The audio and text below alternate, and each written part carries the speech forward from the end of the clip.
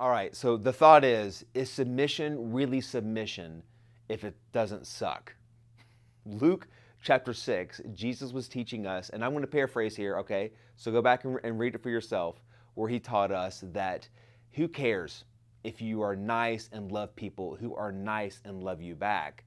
What really matters and where the payoff is if when you love your enemies or you do good to those, even when you don't feel like it. It reminds me of whenever someone calls you up and says, hey, what are your plans for tomorrow? Like, what have you got planned? And your response is, oh, I don't have anything planned. What's up? Great. Then you can help me move. You got me. That was not what I was looking to do with my day off. But let me say this.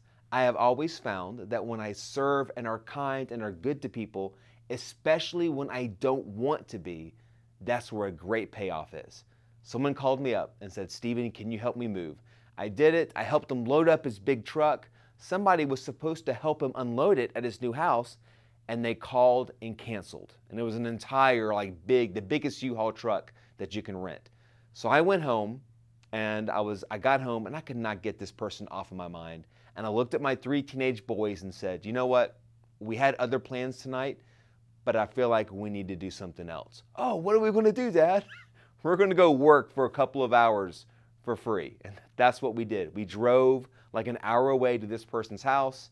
And when we pulled up, they'll never forget this. When we pulled up, this person, he was by himself, walked out of his house and started to cry. Like, I can't believe somebody's come to help me.